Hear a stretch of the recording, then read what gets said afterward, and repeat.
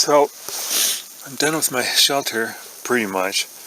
I filled in all the seams everywhere around. You know, there's still a couple spots of light through there.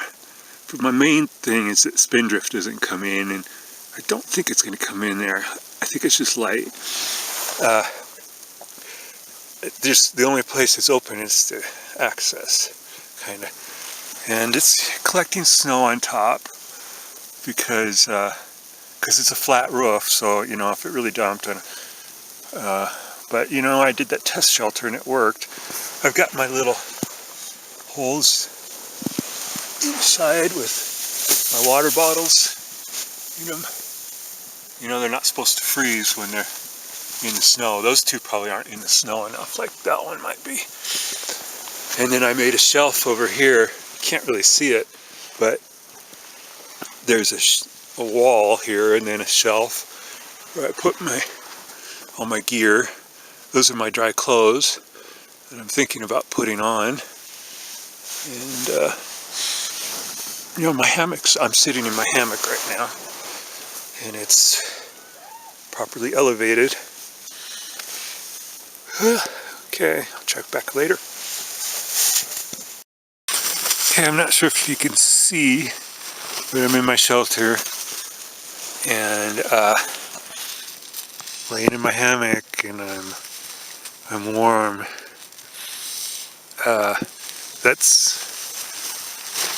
That's my parka wrapped around my feet. You know, that's a trick I got from Shug. Yeah. So I'm all cozy here. I've moved my water bottles from their receptacles into my sleeping bag because they started to freeze a little bit. But I can tell I'm gonna be warm. And I mean, unless the temperature dropped a lot or something, but right now I'm fine. So things are looking pretty good.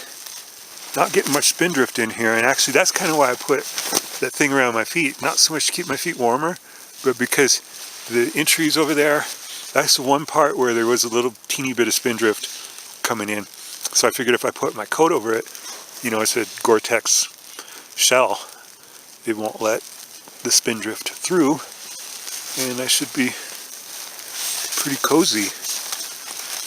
Okay, I'll check with you in the morning. Okay, it's morning. I'm still warm, and my butt is just a teeny bit wet. There was some spindrift that got in, and for some reason it collected around my butt, and it's not cold at all. I can just feel a little moisture on it. And this roof was full of snow. I had to clear it up a little bit because I was trying to stand up, and it's only like right now about a foot away from me, where it used to be like 2 feet away from me. Well, it's still kind of high there, but over here it really lowered down kind of by the entrance.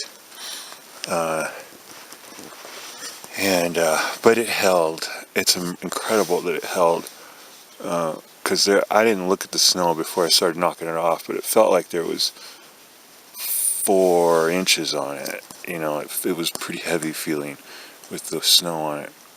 Obviously there's still some snow on it, but it's not much.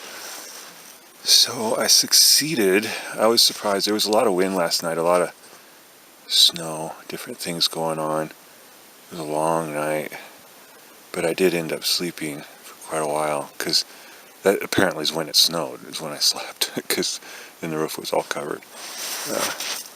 But yeah, the system's not perfect at all. Spindrift got in, snow sagged, the roof sagged, and it's a kind of a hell of a lot of work to put up. But it was comfortable physically.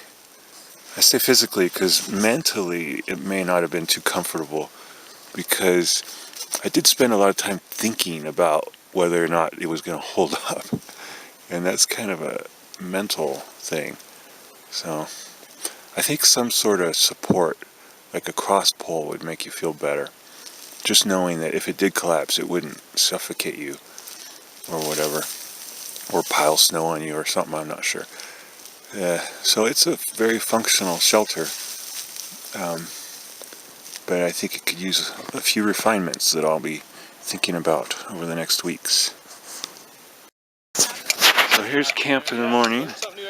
There's Ian and Annie and everybody.